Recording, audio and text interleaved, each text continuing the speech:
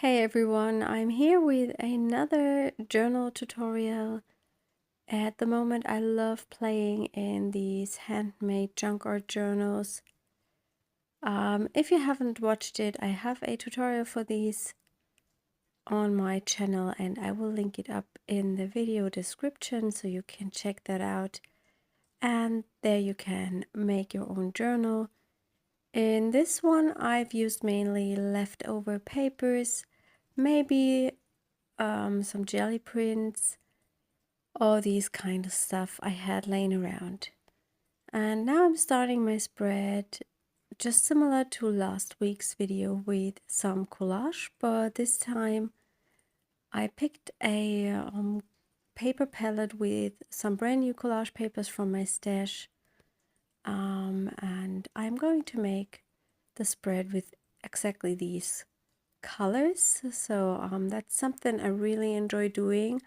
When my collage scraps are getting low, I allow myself to pick new papers and tear them up. And I picked a whole new color palette. I posted, I think, something about that in my stories, and I shared some more details about that over on my Instagram subscription.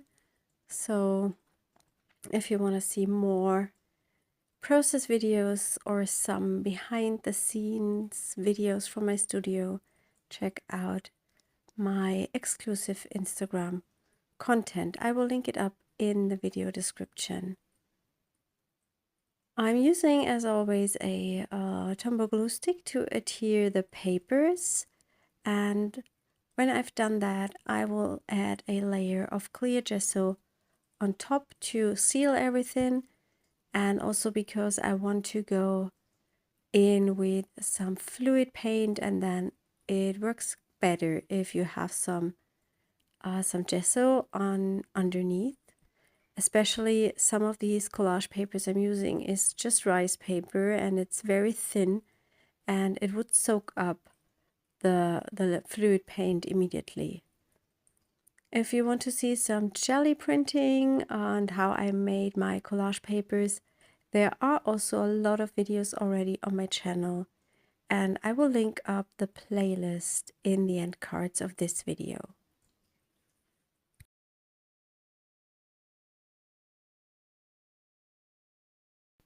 I love this process of picking papers and arranging them on the page. That's quite a relaxing process, I feel. It just calms me down and I get into that kind of flow state where I don't think about anything else. I'm just thinking about the page and where I want to have the stuff, and that's something that's really healthy, I feel, because you do not always think about the all day issues you might have, and that's just good for your mind to just calm down and not always think about any problems or stuff that maybe is a little bit hard to deal with.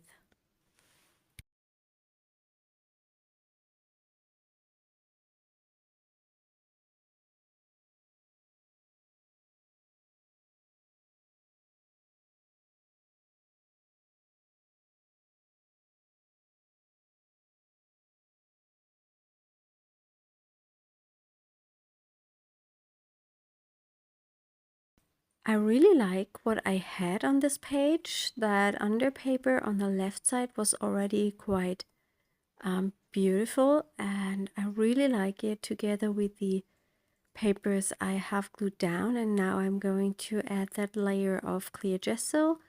I'm using the PBO gesso. It has a bit of a gritty quality when it's dry. It has some kind of roughness, but I really like that because it takes every medium so well. Watercolors, crayons, color pencils, all that kind of stuff. And I'm just applying a very thin layer with my scraper tool, and I will also go over it with the catalyst plate to just smooth it out and press the papers down again. Also because the rice paper might crinkle a bit when it gets too wet. And you have also to be a little bit careful with the rice paper when you scrape over it, because it's wet of the gesso and it can tear quite easily.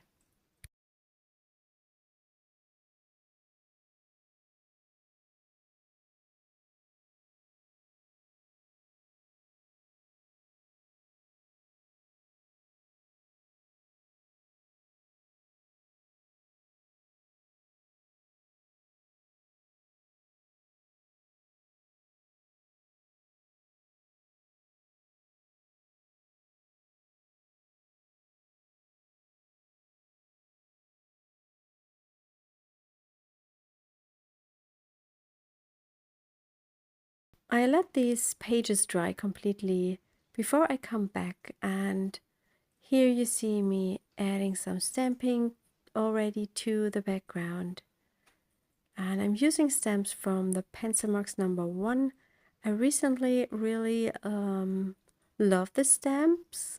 I haven't used them for a while. It's sometimes the case that I use certain stamps and then I just put them away and use others, and later I come back and have quite new ideas and other things I want to do with them. And at the moment these are my favorites. I'm using StazOn ink to stamp them, and I've stamped them only to the right side of the page because I plan to add a focal point on the left.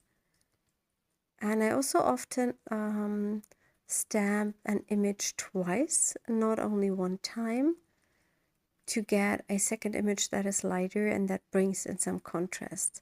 I did this here, I think, with 1 or 2 times I have stamped. I also want to stamp something on the left, this circle image from the Mix It Up #1, and you see that I have laid a piece of foam underneath the pages because it's very hard to stamp in this buckly journal, especially because all the pages have different sizes, and this is a big one, so there isn't much underneath to press against my stamp. And that makes it a bit hard. So if you want to have a perfect stamped image, I would recommend, if you're working in such a bulky journal, stamping it onto some tissue paper and then adhere it with gel medium. For these images, it was not that important that they are perfect. It's just something to have an interest on the background. And here I'm going in with my Derwent Inktense watercolors. I've just thought I would use them because I have them. You can use any other fluid paint. You have watercolors, acrylic inks. You can use the Derwent Inktense pencils like I did it last week in the video.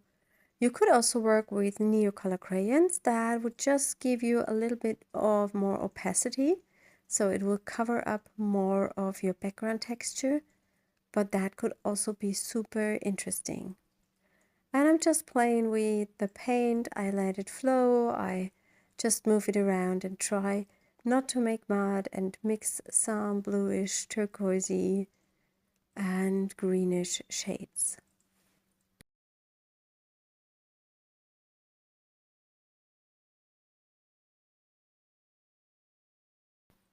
As a contrast, I'm bringing in some pink because I feel that just makes the page pop and makes it more interesting. And it also fits perfectly with the orange highlights that are in between from the backgrounds.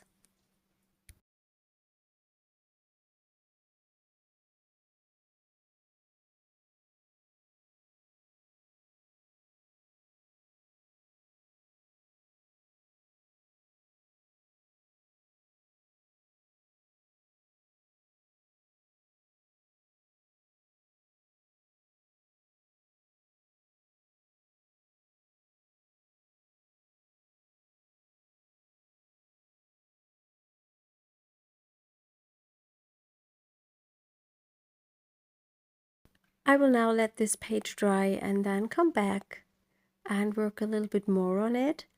I have several of these handmade journals, and when I'm working in them, I often work on multiple pages, so I can just let one dry and then work on the other during that time. That makes it a bit more harmonic, I feel, and also I get more stuff done, and I am really enjoying filling up these little books. And then when I flip through them, I can see all these pretty pages. I think next I'm going to do some mark making, and I'm using the Neocolor crayons for that. I really love them. They are opaque. You can chop them to a tip so you can do different marks, and they are super versatile. I use them a lot in my sketchbook as well, for drawing, not only for mixed media. And they are great for backgrounds, for mark making, for drawing. And I really like their quality, and also they are not so expensive. Well, they are not the cheapest, but they are, I think, cheaper than Stabilo bodies. And Stabilo bodies are made for kids, so in the end, I think it's one of the first tools I would get myself when I was starting out with mixed media or art journaling. I try to put the turquoisey color in areas where they pop up a little bit, but not too much. So I don't want to have the hardest contrast by it, but I want to have some contrast. If I put colors in areas where it's completely complementary, I usually would not put too much of the elements in this area, just a little bit.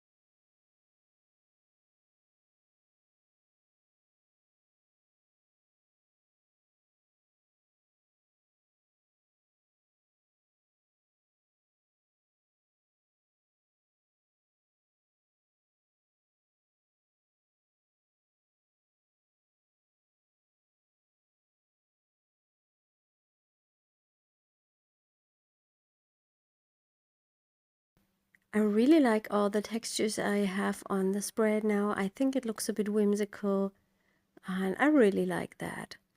Something else you can do to bring more interest and texture on the page is just scribble with a pencil or with a colored pencil all over your page. I really like doing this, and here I'm going to use one of the Derwent pencils. You can use any pencil you have, and just be a little bit careful not to overwork it. If you do too much, you just will lose the effect it has.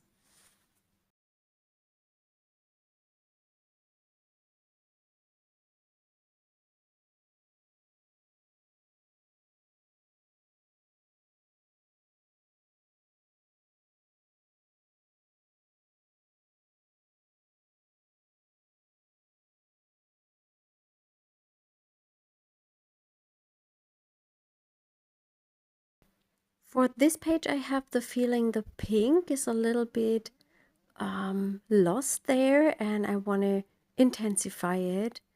And that's the reason why I now go in again with the Derwent watercolors and add some more of that pink, because I just felt it was not enough, and it was not strong enough against the rest of the page.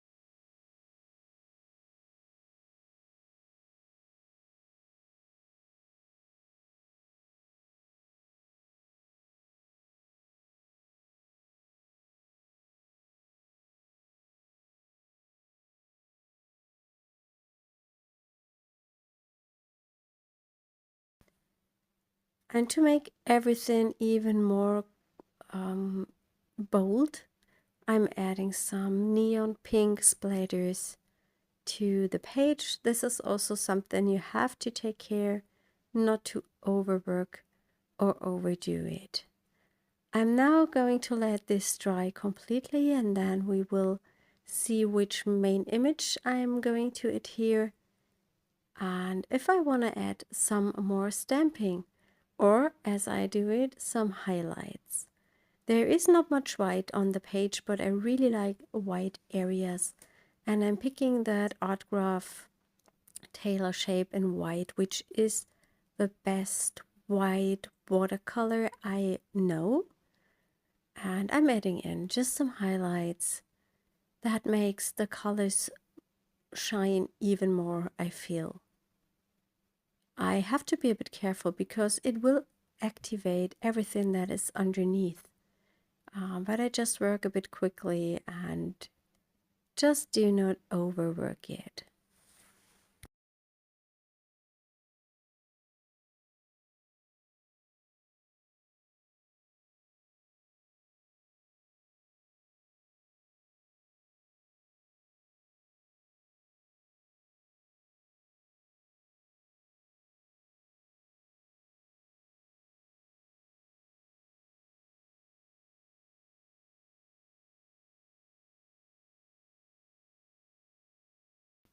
While this is drying, I think about my focal image, and I picked two of that stencil leaves from the Sketchy Leavesd number 3, and I shared already a video on how I made these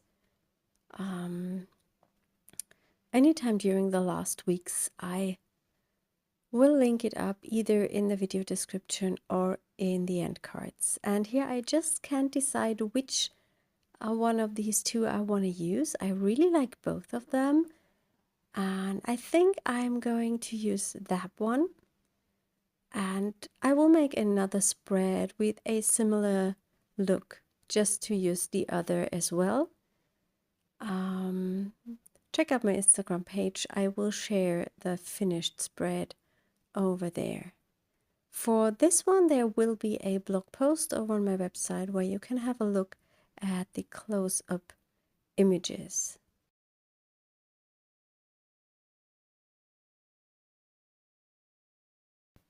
As the area on the left bottom was quite empty and there was nothing where the leaf could grow out of, I decided to add some stamping. But as I told you before, stamping in such a bulky book can be a bit difficult, and I don't get the most perfect impressions, but in the end I don't mind. I think it's better than nothing. And in case I would not like it, I just can adhere some collage on top to cover that up.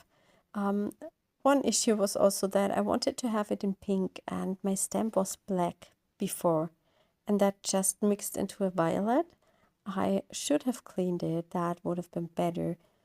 But I'm happy. I'm now going to adhere my main image, and I will pick a sentiment and then show you the finished page. I hope you enjoyed this video. Bye!